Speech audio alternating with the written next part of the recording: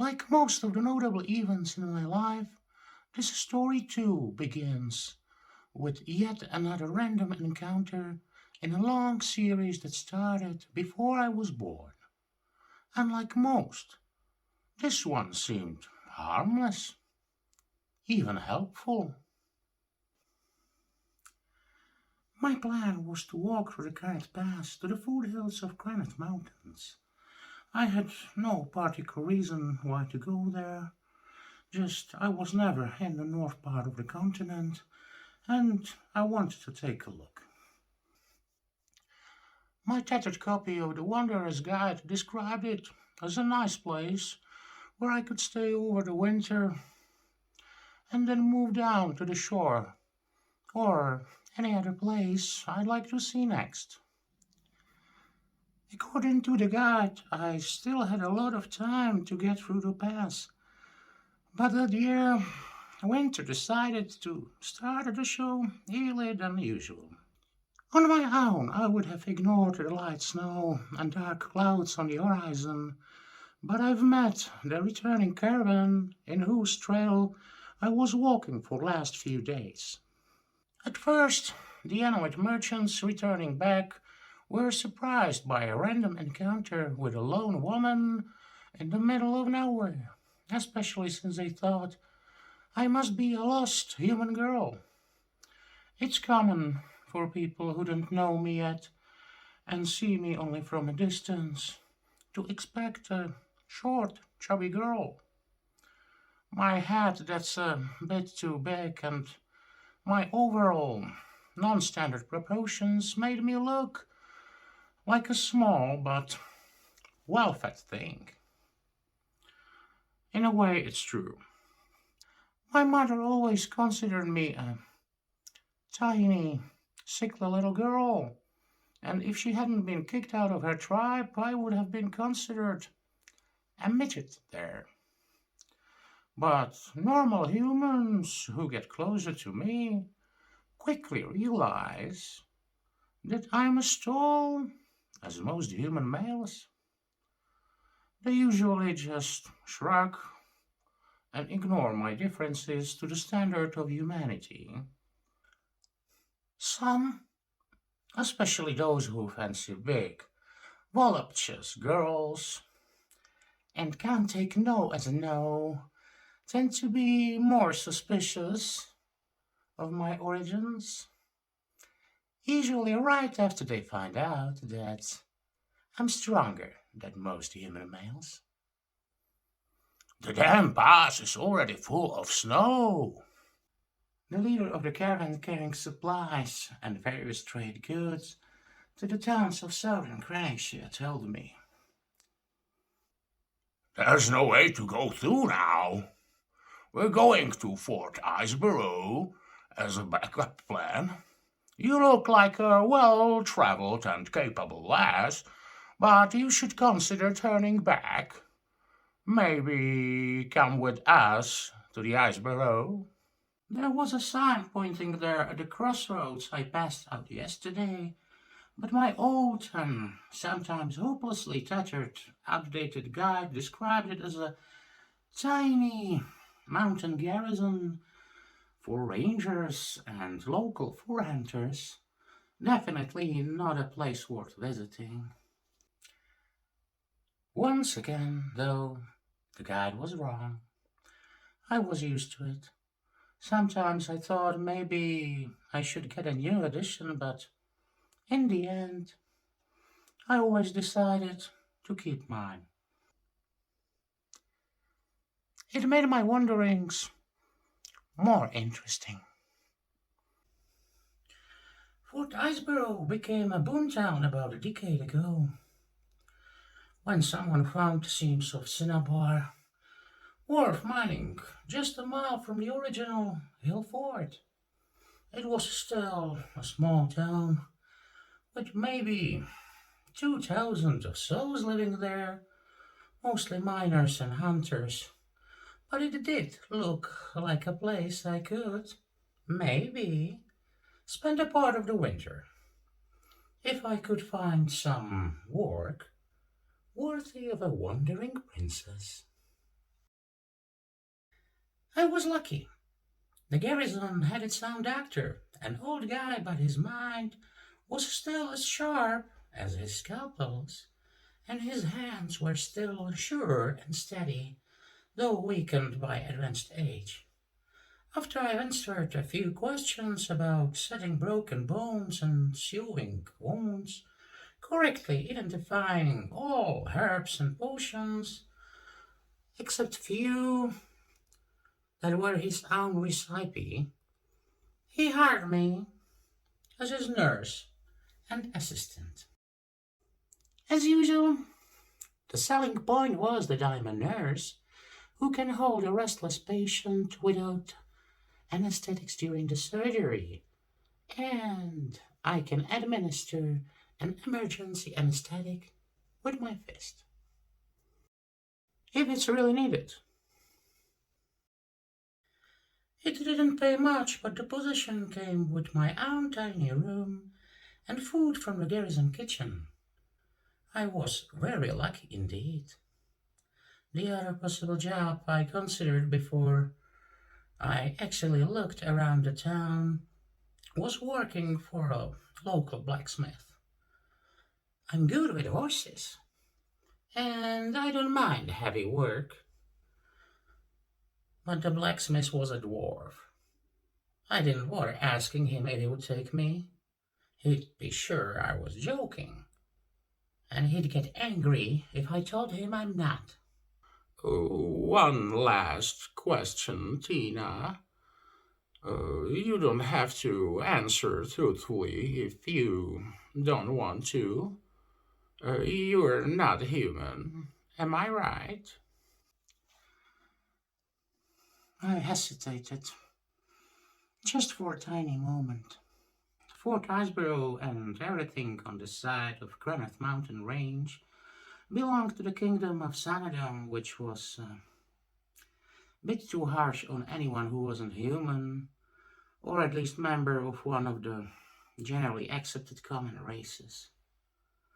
True magical beings were banned and hunted down by rangers and night hunters, guys who specialized in hunting monsters on their own turf. One of the reasons for my trek over the mountains was the fact that Crenacia was supposed to be a bit more laid back about such things. My hesitation took only a brief moment, but it was enough for the doctor to add, I'm not judging. I wouldn't even mind if you were something demonic, which you most certainly are not. I spent a long time about various non-humans, and I'm just professionally curious.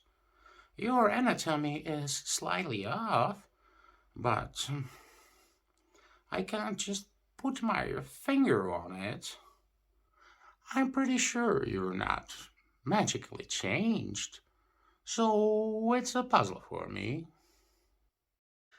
I went for truth with just a tiny bit of misdirection. I'm probably some kind of crossbreed, doctor, although I have no idea who my father actually was. I shrugged. My mother was a simple woman. She told me she was in the woods picking berries and had a random encounter with a man she described as a sweet, handsome, and slender prince. He actually told her he was a prince and that he'll become a king one day. She believed him and let him seduce her. She never saw him again. She didn't even ask for his name, but she believed that I'm princess until she died. Handsome and slender? You're a lovely woman, Tina, but from your size and strength, I would expect an orc if they could interbreed with humans, or maybe an ogre but they supposedly became extinct a long time ago. Oh, that came out wrong. I didn't mean it as an insult, just. No offense taken, Doctor. I smiled at him. I was called ogres before. I don't mind it. I was traveling with a troupe for a while, and when I told them my story, they started to call me the tiny ogre princess. They even wrote a song about me. Oh, I know that song. The ogre princess might be tiny, but her eyes are oh so shiny. Is that it? Well, yes. I was surprised. The old actor was so nice that I forgot for a moment and talked more than I should have. That song, well, let's forget it, he said sheepishly. Why? He sighed. Damn, Bart, they were messing you with a bit, Tina. That song is really, really old. Just not very well known. Sorry. I shouldn't have told you. It must felt nice having your own song. I wasn't sure what to say. Oh, those bastards. But, I don't mind. That song fits me anyway. Fort Iceborough was a lot like the place where I grew up with my mom, but way nicer. People were friendlier, and it wasn't just because I was all grown up and big now. They were just nicer to each other and to me. Sure, there were some catcalls and indecent offers at first, although the doctor served the entire town, and most of our business came from the endless stream of minor injuries from the mines. We were technically part of the original fort. And soldiers are soldiers, no matter what race they are, or what kingdom they serve, or what gender they are. One of the more direct offers came from the only woman in the garrison, a 30-something-year-old ranger who looked a lot like Elf, except for her ears.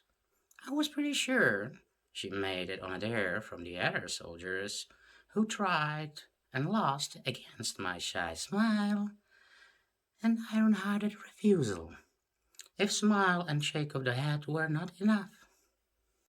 It never got past the usual friendly teasing, which was good. Mostly I kept to myself, but I made a small talk, told some little stories, even learned some of their names, and managed to remember them, at least for a while. I wasn't the only new face in town, because some people from the caravan that brought me here decided to stay in town for the winter too. And another small caravan arrived just the next day, with more people to stay for a while, or maybe permanently. I could hear them talking about me, but it wasn't anything bad. Generally stuff like, what a gentle soul for someone so big. She's so shy. Probably an introvert. Her face is not that bad. Too bad she's so fat. That fat comment caused a sharp response from the female ranger. You're blind, you idiot. Sure, she has some fat on her, but look at the way she moves. The way she dresses masks it, makes her just seem huge. But I'm pretty sure she has more muscles than you do. Shaped in a way that would make you drool if you see her without her clothes. Seeing her naked might make me wet if she had shown any interest when I tried to tease her, but she seems so shy, like a virgin or a priestess. That was the moment when I definitely decided that I don't want to be in town during a full moon. If something happened, The guys from the garrison would be bad enough, but the ranger, that would be embarrassing again. I got asked about my magic wand. Sooner or later, people do that when they realize that I'm always carrying my huge stick with me. It's my magic wand, I said to a group of soldiers. Some of them looked at me with a suspicion in their eyes. As I said, that kingdom wasn't exactly friendly to anything magical. Like a real magic? You're a wizard? A witch? I laughed. No, my wand can do only a few tricks, but it was always enough for me. I can do hobble. I made a slow strike at the knee of the nearest soldier. He jumped away. I raised my wand over my head and swung it directly down. This one, if it hits anyone's head, means sleep. And then there's my favorite, fly away. I waved my wand from side to side. Oh, and there's one more. But I'm not generally using that spell unless someone is really asking for it. And what's that? I smiled at him and swung the heavy wooden staff upwards almost as fast as I could, and stopped just few inches from his crotch. His eyes popped out. Guess straight, but I don't like use this one unless I really have to. Everyone laughed, even the scared guy, and they all thought it was a good joke.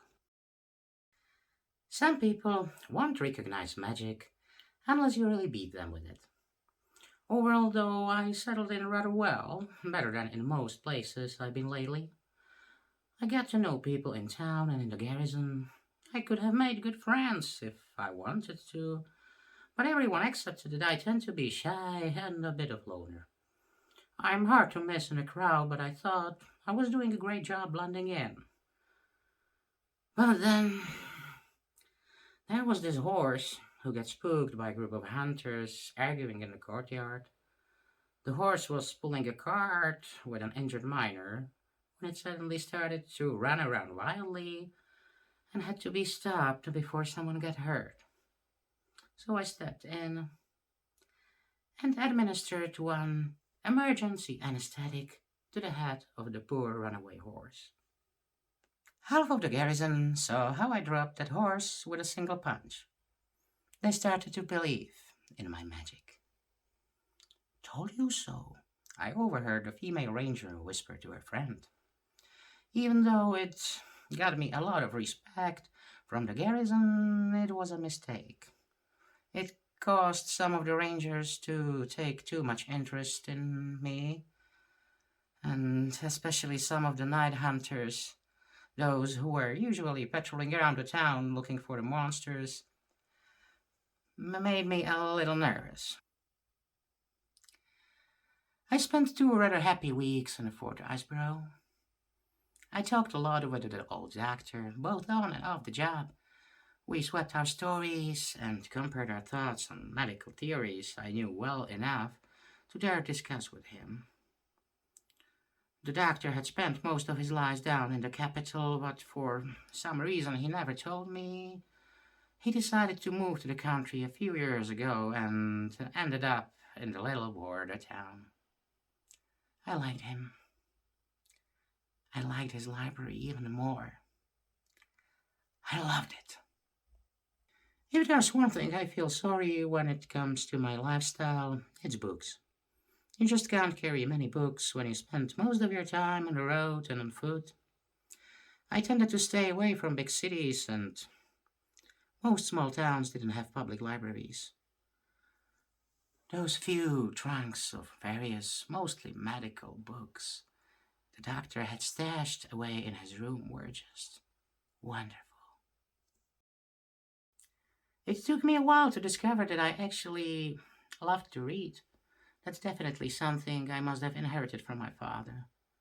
The letters and my mother, well, She was very proud that she could write her own name. For a pure-blooded ogress, that was actually a huge achievement, something almost unheard of. My natural choice of a mate would be a big and strong guy. That's the type I'm generally attracted to. I guess that's something I've inherited from my mother. But if the doctor was younger and interested, who knows? Fort Iceberg quickly became one of the few places I visited on my wandering where I could imagine settling down and starting a family. If I was capable of doing something like that, sooner or later, my wanderlust will force me to look for another place in my never ending quest for my true love. Or there will be another damn random encounter that will just mess everything up. And there was another problem looming on the horizon. The full moon was getting close. I was pretty sure I could get by if I stayed locked up in my tiny room imitating symptoms of some minor sickness. The doctor was so old that he was probably safe, even if my curse decided to flare unexpectedly like it used in the distant past. But I didn't want to risk an incident, and my wanderlust was already calling. Well, whispering, for now. I felt happy there, and I expected to stay at least a few more months, up until the spring. There was a pile of books I could borrow and read, but I also felt like I was in a trap. Already, after only 2 weeks. Getting out for 2 or 3 days should help. I did spend some afternoons in the woods, outside of the town walls. But it wasn't enough. I needed to get away, deeper in the wilderness. The winter was still very mild in the foothills around the fort. There was some snow, but not much. No one should ask too many questions if I go for a short trip to the wild. Except there was a full moon. The damn full moon, and it was getting close. I asked the doctor if I could take 3 days off during a full moon. I was thinking about gathering some snowberries and some other stuff that's most potent I've harvested during the full moon, while the weather is still so mild. Don't tell me you're already feeling that wanderlust of yours, princess. He started calling me Princess right away, which forced me to tell a bit of my little life story to some curious people. But I didn't mind. Like I said, I like the doctor, even if I don't remember his name anymore. Just a teensy little bit, I said truthfully. I'm so used living on a road, it just feels strange staying in one place, especially indoors. The full moon isn't exactly a safe time to be out.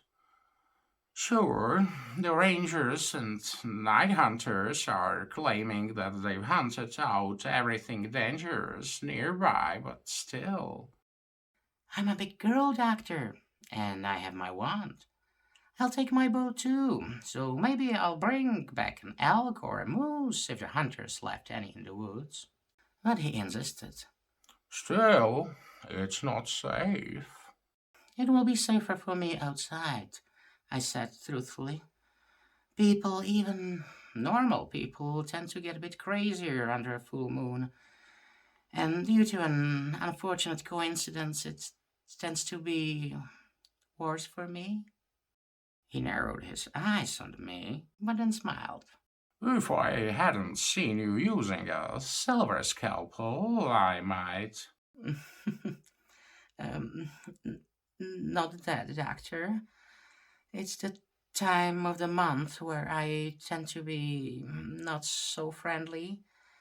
I snap at people, get angry easily. What do you mean? Poor doctor, he was a bit slow. I feigned embarrassment. This time of month, doctor? My time of month? Oh, sorry, sorry. It was his turn to be embarrassed. For real. I didn't want anyone in the fort to think I was sneaking away, so I made a show of asking some of the rangers for good places to gather the stuff I wanted to bring back. And of course, that led to another complications when the female ranger offered to accompany me. I should be heading out for a patrol in the direction in a few days anyway, so we could have a girls' days out. She said that with a big smile. No, I responded with a bit of panic, which was actually real enough. Don't take it personally, but I'd almost prefer company of a guy, even if people would talk afterwards. Hey, easy, Tina. I was just teasing you. It was just a joke. Oh, so you're no longer worried I'd make you wet if you saw me without my claws? She frowned at me.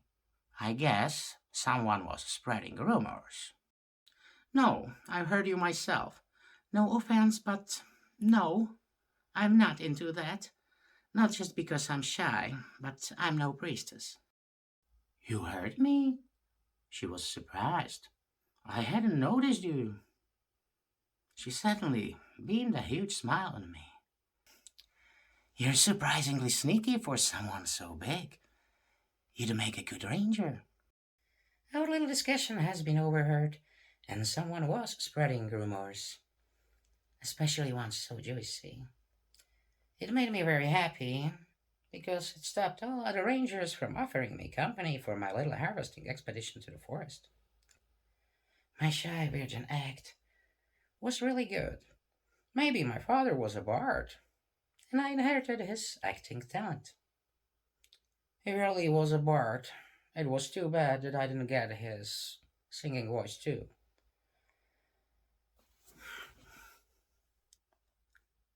The last time I've tried to sing, all the dogs would have committed suicide if they had a way to do it.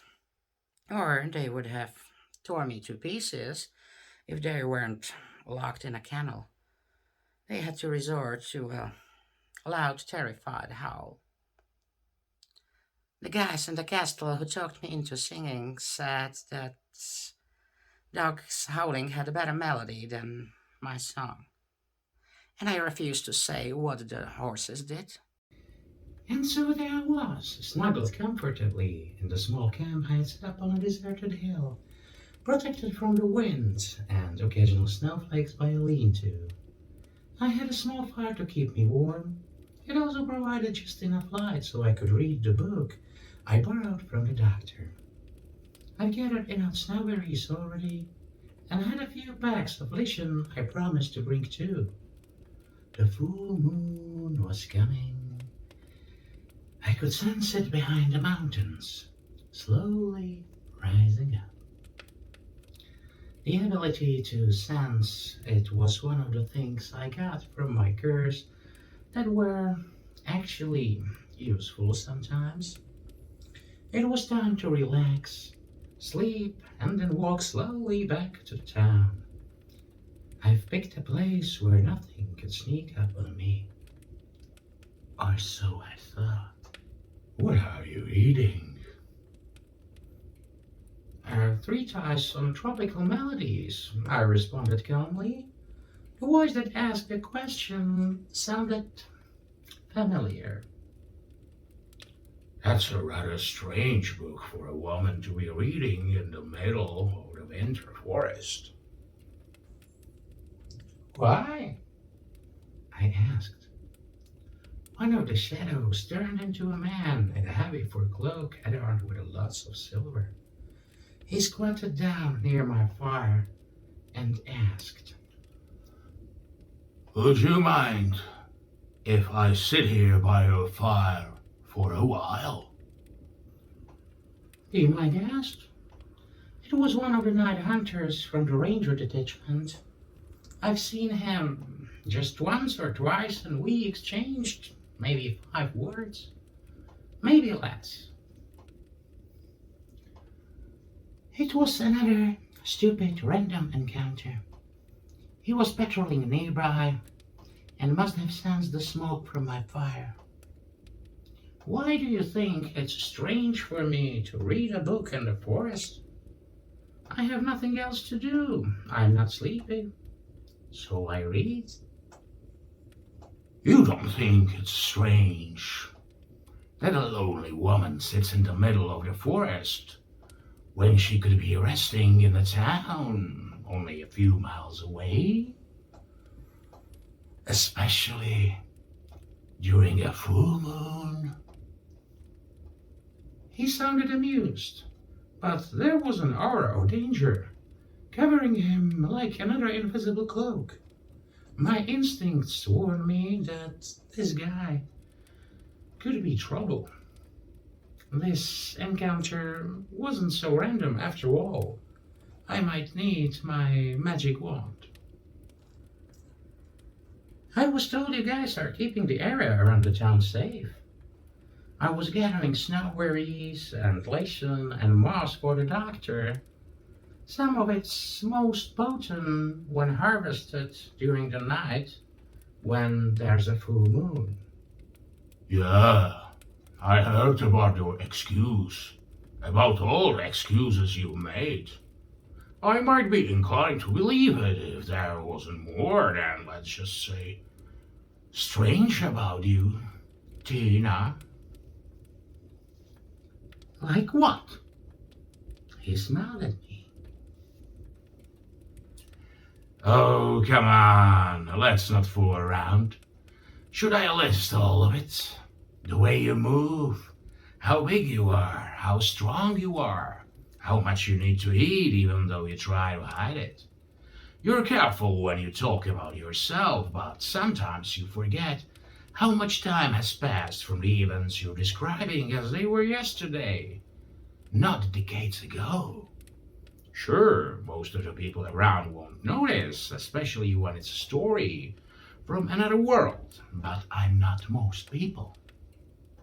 You're way older than you look.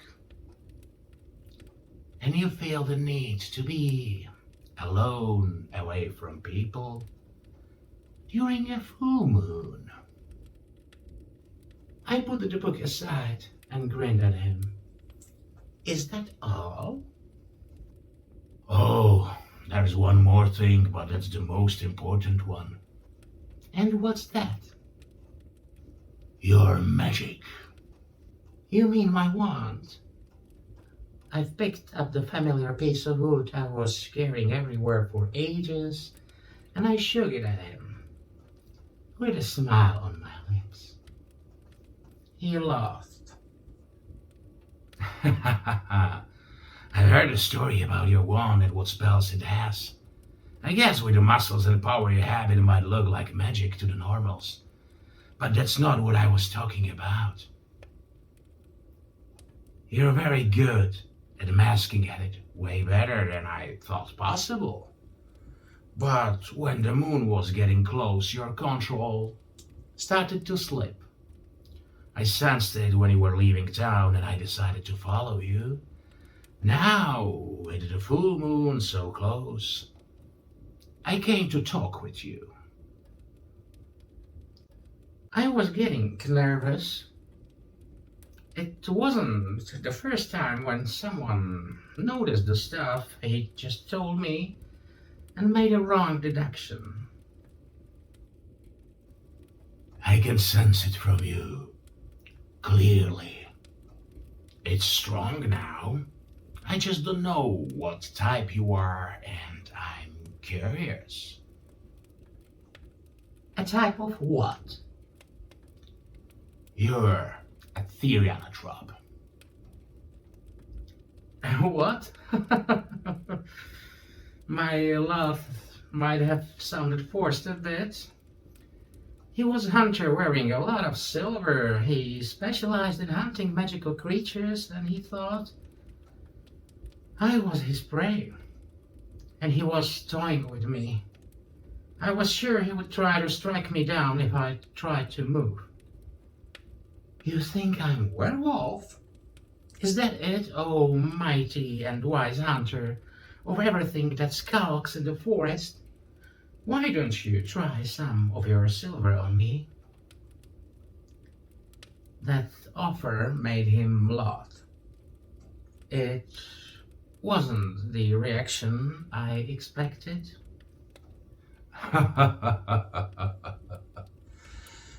No, you're not a wolf. Your scent is weirdly familiar, but I can't just place it. From the way you look in human form, I would guess a bear, but that's not it either. So, what are you? Or are you going to force me to wait until the moon rises? I'm not a werewolf or any other were something. No? Then what are you, Tina? What is this magic I can smell so clearly on you? I decided to tell him the truth. I almost never do that. But I was afraid a bit and hoped to persuade him. Well, I wasn't afraid of him, but for him. I was pretty sure I could take him with the help of my wand, but he seemed nice. Sure, he was big, strong, and dangerous, but he didn't feel evil. More like cuddly, and he had a pretty face. I didn't want to break that pretty face if he decided I'm a monster he should hunt. What you sense is what remains of my curse. Once upon a time in a world far, far away, a curse was put on me. It might have been intended as a blessing, a gift, but it was a curse that seriously complicated my life. I learned to live with it, but I'm used to being alone around full moon. It still feels safer when I'm alone, far from the others. And I've actually wanted to replenish the doctor's stock and have some time alone away from people. It wasn't just excuse. Who cast you and why? It's a long story. We still have some time before the moon rises. I'm all ears. It was another stupid random encounter. I was camping in the woods, all depressed and annoyed, and I had a brilliant idea of getting drunk. For the first time in my life. All I had was a bottle of almost pure alcohol I wrote as a disinfectant, but I mixed it with some water and some crushed berries I found. It was a stupid idea. Few sips was enough to get me drunk and dizzy. I considered throwing the bottle away when suddenly there was a figure standing in the darkness among the trees. May I warm myself by your fire, wanderer? It was a woman's voice. It sounded old and weary. I thought it must be some old grandma who got lost. I was so young and naive. I told her, sure, there's enough for both of us.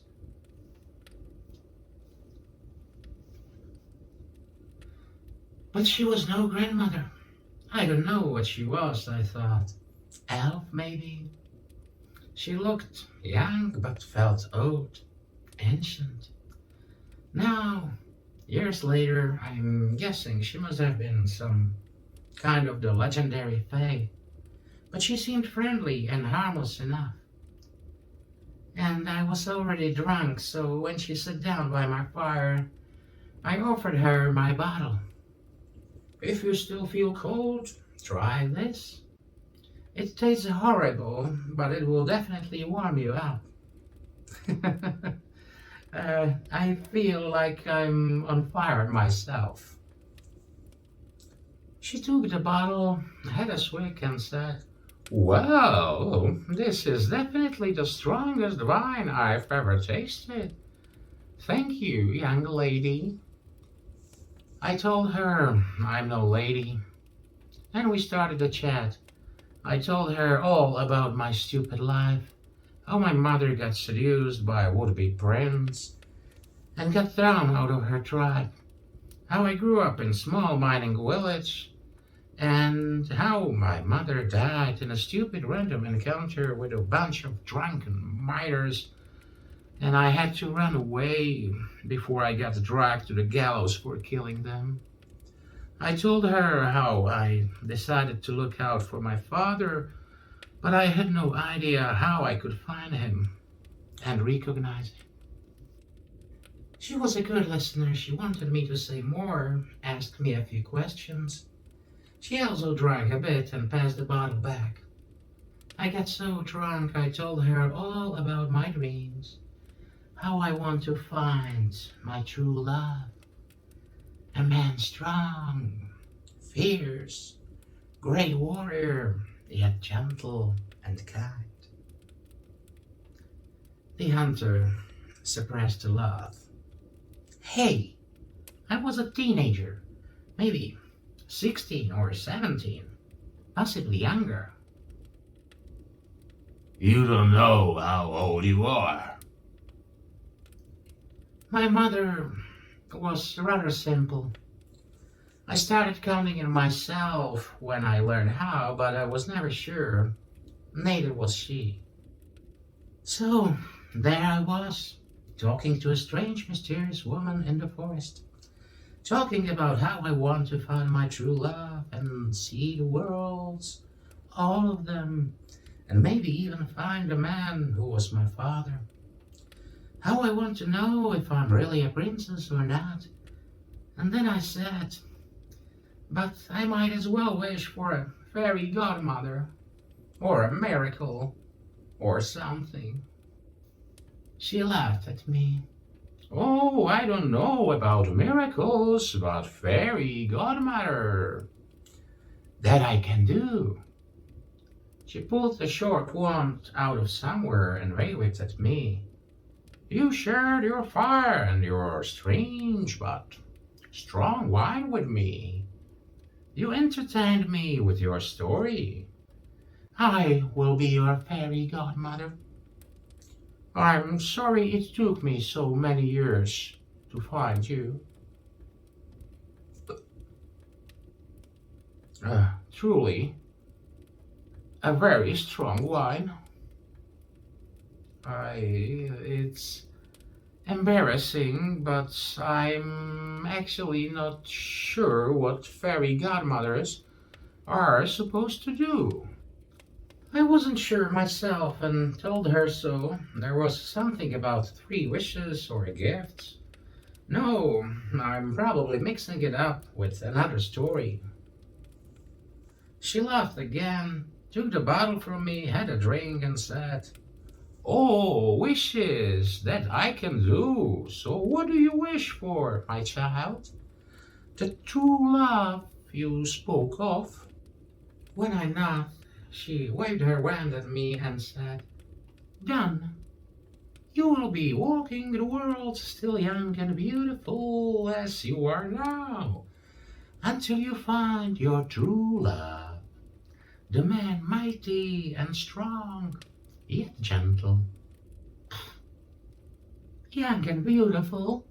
Me? Have you seen my face? Can't you see how fat and stupidly huge I am? She wiggled the wand at me and said, Sight is not the only sense that's important. You're pretty enough, and I'm going to give you some magic that will help you. Everyone will love you. She waved the wand again, and I could have sworn I sensed some weird tingling all over my skin. She had another drink, and the bottle was empty.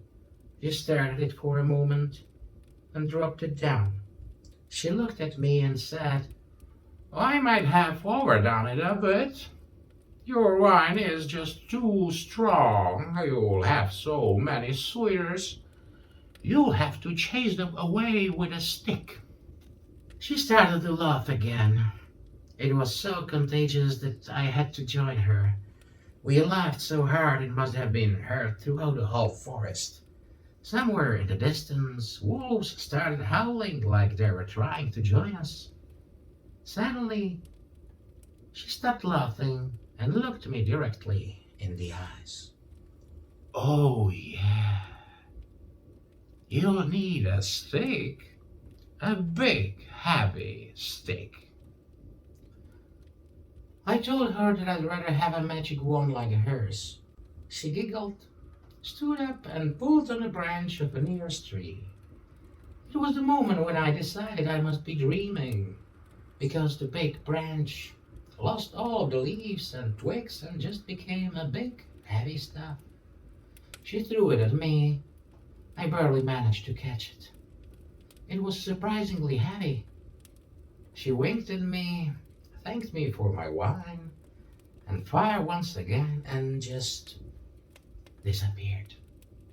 I took a look at the stick, dropped it on the ground, and I fell asleep.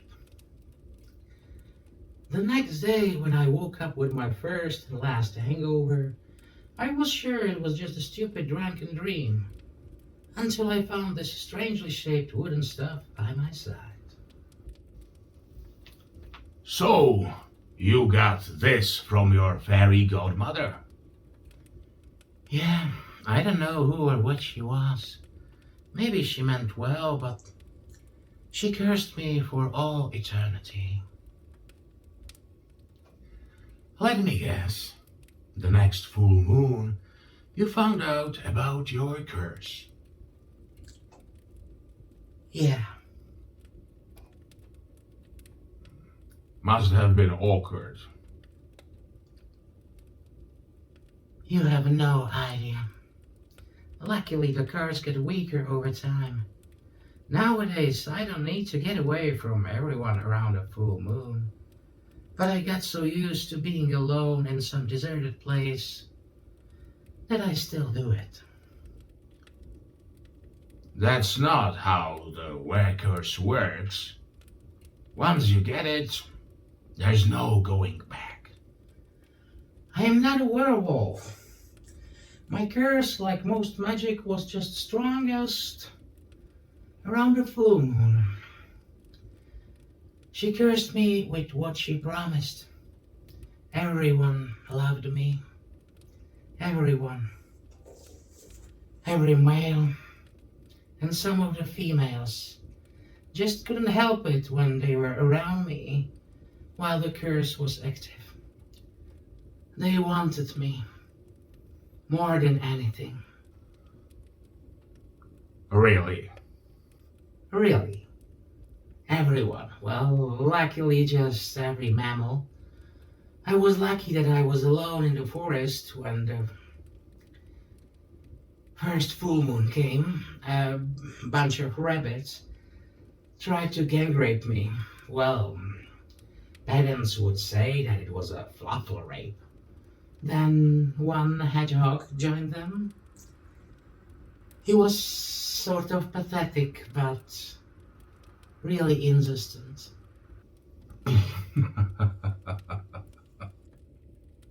It's not so funny when a bear tries it, or a wolf pack, or a group of previously nice mercenaries I met on the road, and I wasn't able to shake them off when the moon came up. I had to use my wand a lot.